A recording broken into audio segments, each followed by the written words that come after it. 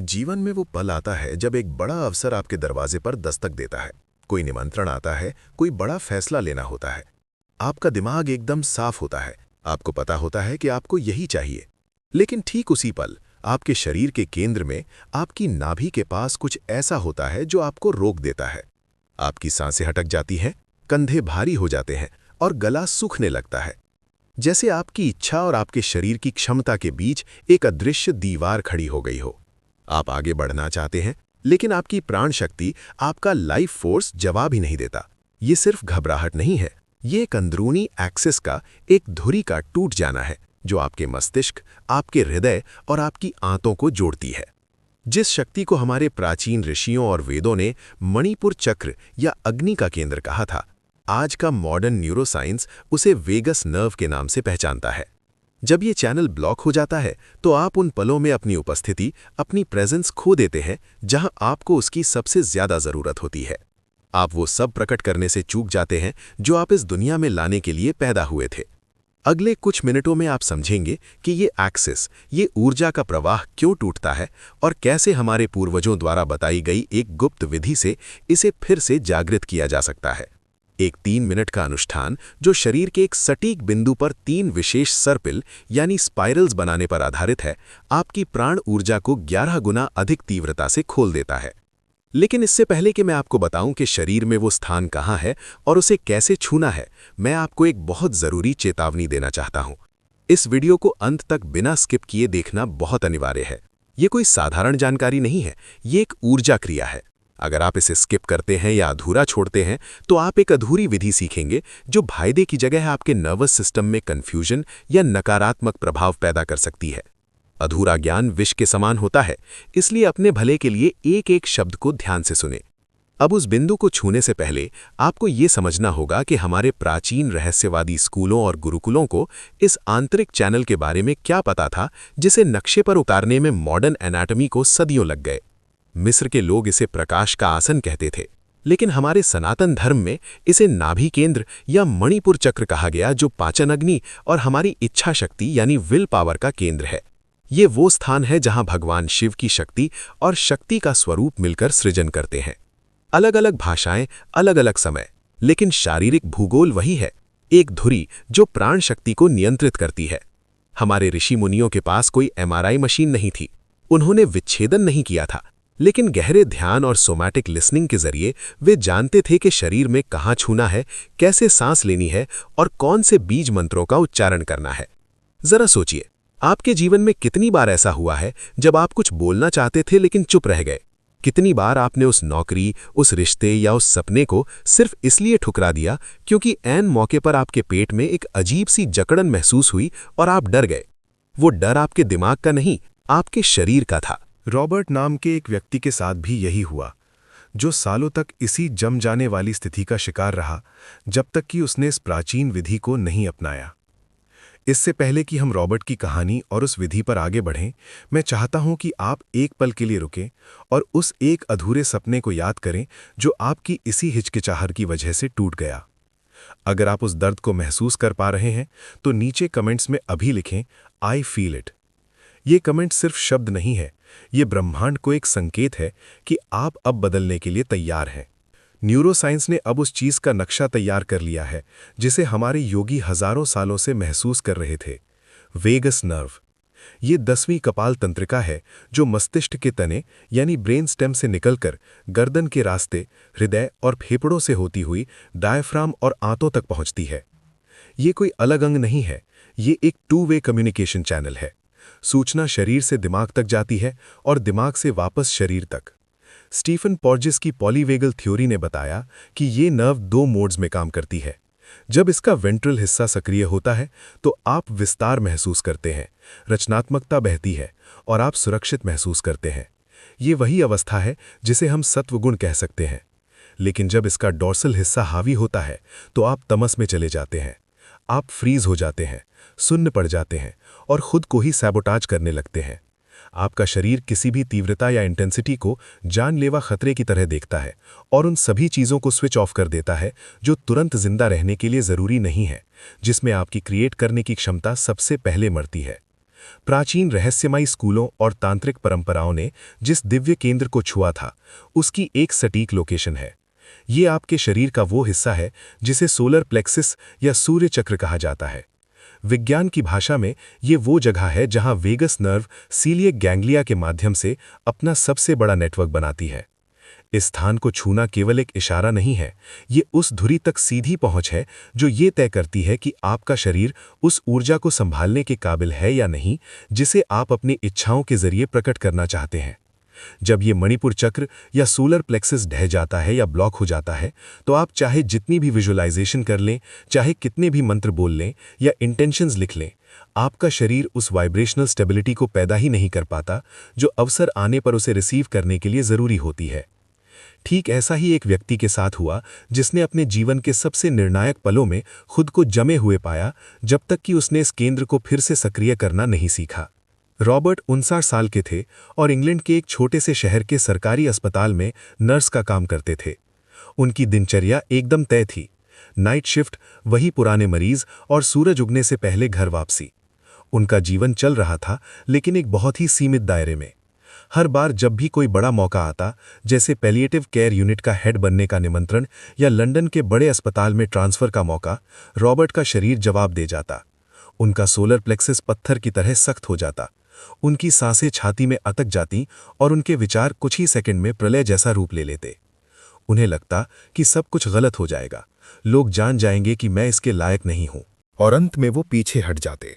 वो बहाने बनाते और अज्ञात की जगह उसी पुराने और सुरक्षित जीवन को चुन लेते। साल दर साल वही लकवा मार देने वाला डर ठीक उन पलों में आता जब जीवन उनसे विस्तार की मांग करता। रॉबर्ट ने 2 साल तक कॉग्निटिव थेरेपी भी ली। उन्होंने अपने बचपन को खंगाला, अपनी लिमिटिंग बिलीव्स पर काम किया और हर सुबह शीशे के सामने खड़े होकर एफर्मेशंस दोहराए। उन्होंने गोल सेट किए, अपने भविष्य के लिए चिट्ठियां लिखीं और लॉ ऑफ अट्रैक्शन के कोर्स भी किए, लेकिन कुछ नहीं बदला।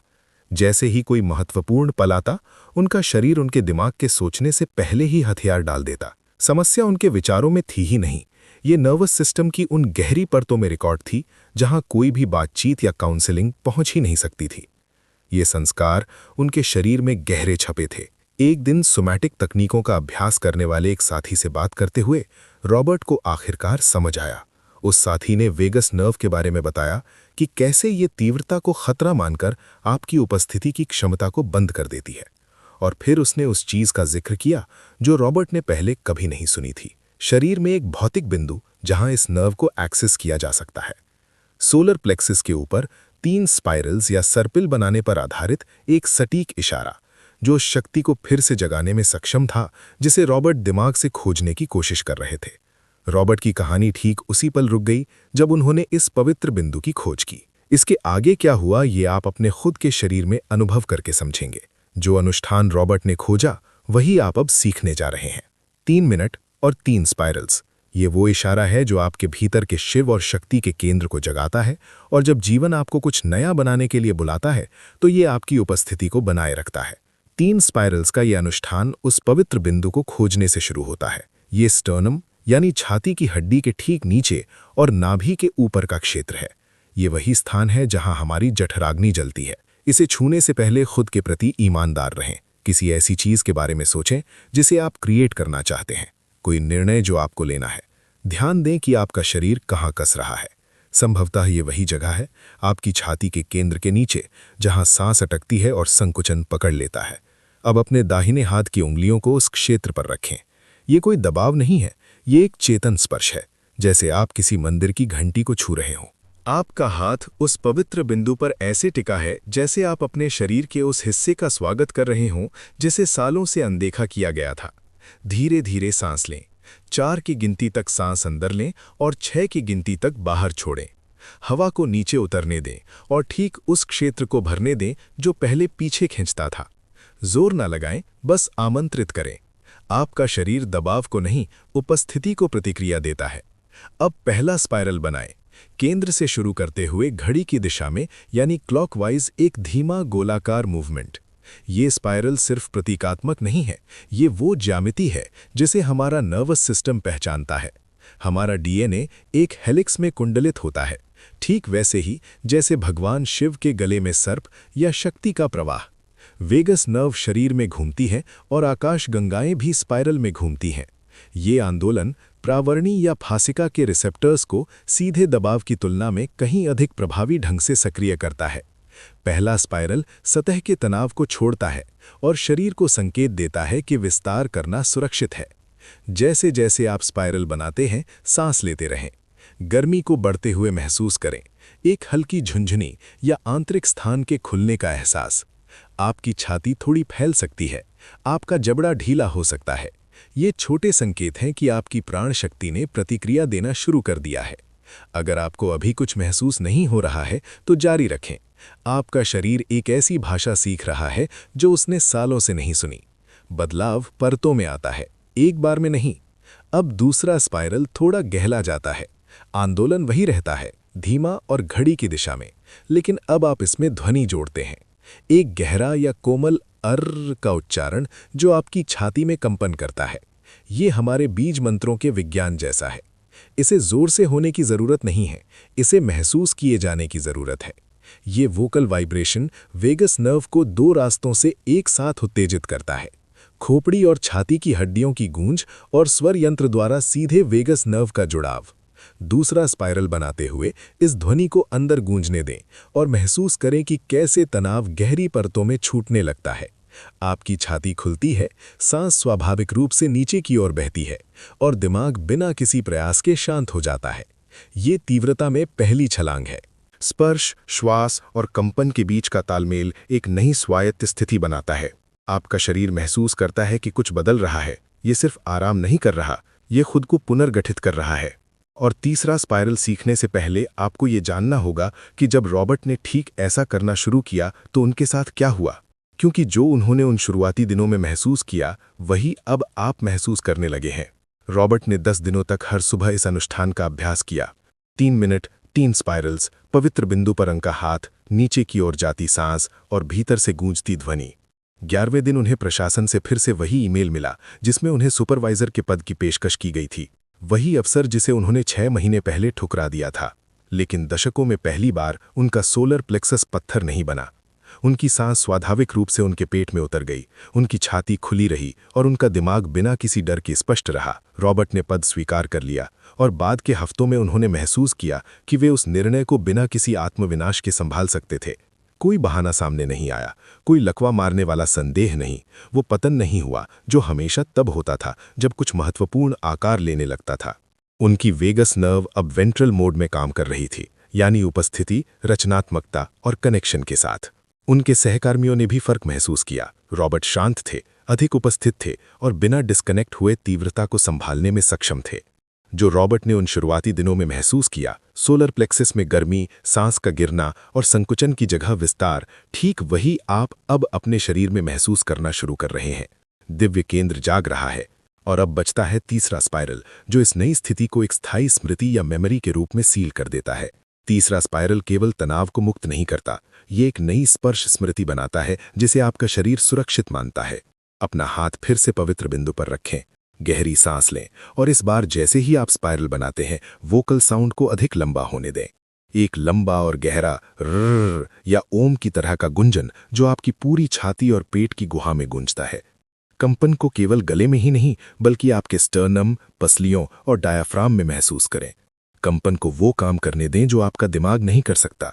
जब आप सचेत स्पर्श, कुंडलित आंदोलन और स्वर कंपन को एक साथ जोड़ते हैं तो आप 3 अलग-अलग क्रियाएं नहीं जोड़ रहे, आप अभिसरण का एक सर्किट बना रहे हैं। हार्ट मैथ इंस्टीट्यूट ने प्रलेखित किया है कि जब हृदय, श्वास और मस्तिष्क सिंक्रोनाइज होते हैं तो भावनात्मक विद्युत चुंबकीय क्षेत्र की तीव्रता 10 गुना तक बढ़ जाती है। इसमें कम स्वर की गूंज जोड़ने से प्रभाव 11 गुना तक बढ़ जाता है। हमारे धर्म में 11 का अंक रुद्र का प्रतीक है, जो चेतना की 2 अवस्थाओं के बीच का द्वार है। भौतिकी भी इसे क्रिटिकल पॉइंट के रूप में वर्णित करती है, वो पल जब पानी थोड़ा गर्म नहीं होता बल्कि पूरी तरह से भाप बन जाता है। प्राचीन परंपराओं ने इसे अति प्रवाहित सर्पिल कहा। वो पल जब केंद्र में जमा ऊर्जा सीमाओं को तोड़कर पूरे शरीर में फैल जाती है। तीनों स्पाइरल्स जुड़े हुए हैं। पहला सतह के तनाव को तोड़ता है, दूसरा गहरी परतों तक पहुंचता है और तीसरा नए पैटर्न को सील करता है। दिव्य केंद्र या आपका मणिपुर चक्र अब एक नई मेमोरी रखता है कि तीव्रता का सामना करते समय पतन के बजाय उपस्थिति में कैसे रहना है। मुख्य अभ्यास पूरा हुआ। अब जो बचता है वो है इस परिवर्तन को एंकर करना, ताकि आपका शरीर इस नई स्थिति को स्थायी माने, न कि केवल एक गुजरता हुआ पल। यदि आपकी सांस अब स्वाभाविक रूप से उस सोलर प्लेक्सिस क्षेत्र में गिर रही है जो पहले तनावपूर्ण रहता था, यदि वहां गर्मी या झुंझुनी है जहां पहले संकुचन था, तो आपकी वेगस नर्व ने एक नई स्थिति में काम करना शुरू कर दिया है। ये शरीर के मार्कर हैं कि दिव्य केंद्र सक्रिय हो गया है। एंकरिंग का इशारा सरल है। पवित्र बिंदु पर 3 उंगलियां, 3 गहरी सांसें, एक कम आंतरिक ध्वनि। ये मौन हो सकता है, बस एक मानसिक कंपन जिसे आप महसूस करते हैं लेकिन उत्सर्जित नहीं करते। 30 से 60 सेकंड। ये इतना सूक्ष्म है कि आप इसे कहीं भी कर सकते हैं, बैंक की लाइन में, मीटिंग से पहले या घर में घुसने से पहले। ये इशारा हर बार उस नए पैटर्न को सील करता है। जब भी आपको लगे कि अगले महत्वपूर्ण अवसर के सामने आपका सोलर प्लेक्सिस कसने लगा है, तो अपना हाथ पवित्र बिंदु पर रखें। धीरे धीरे एक स्पाइरल बनाएं, सचेत रूप से सांस लें और आंतरिक रूप से दोहराएं, मेरा दिव्य केंद्र उसे संभालता है जिसे मेरी आत्मा बनाने के लिए आई है। इसे 60 सेकंड के लिए करें। वेगस नर्व सचेत दोहराव या रेपिटेशन का जवाब देती है। ये कोई खाली एफर्मेशन नहीं है, ये सीधा सोमैटिक निर्देश है। मोहर पूरी हुई।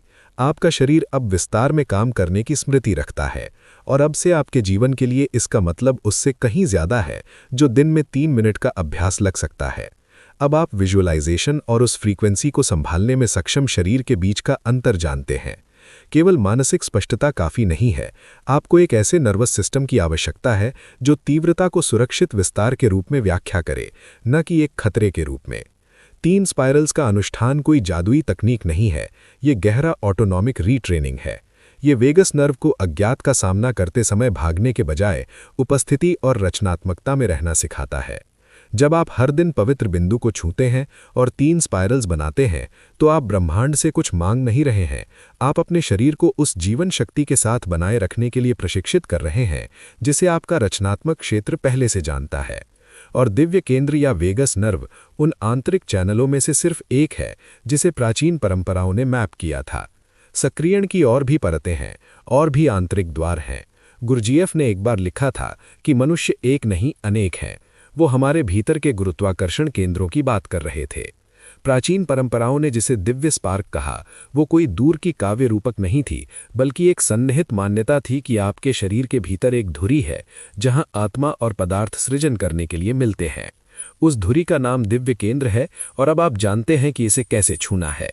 यदि इस वीडियो ने आपके शरीर में कुछ सक्रिय किया है तो लाइक बटन दबाएं और कमेंट में लिखें माय डिवाइन कोर अवेकन्स या मेरा दिव्य केंद्र जागृत है। इस वाक्यांश को उस अभ्यास की मोहर के रूप में गूंजने दें जिसका आपने अभी अनुभव किया है। आने वाले दिनों में जब नए अवसर दिखाई देंगे तो आपकी प्रतिक्रिया अलग होगी। आपका सोलर प्लेक्सस नहीं कसेगा, आपकी प्राण शक्ति कम नहीं होगी। आपके स्क्रीन पर अब जो वीडियो दिखाई दे रहा है वो एक और आंतरिक पोर्टल को प्रकट करता है जिसे अधिकांश लोग सक्रिय करना कभी नहीं सीखते। आइकन पर क्लिक करें और इसे अभी देखें। और याद रखें, मैनिफेस्टेशन तब नहीं होता जब शरीर आखिरकार दिमाग की बात मानता है, ये तब होता है जब दिमाग उससे लड़ना बंद कर देता है जिसे शरीर हमेशा से जानता था। और एक आखिरी चेतावनी, इस वीडियो में बताई गई हर एक बात एक ऊर्जा क्रिया है। अगर आपने इसे स्किप करके देखा है तो कृपया वापस जाएं और पूरा देखें, क्योंकि अधूरा ज्ञान आपके सिस्टम में असंतुलन पैदा कर सकता है। अपने भीतर के शिव को जगाने के लिए पूरा वीडियो ध्यान से देखें।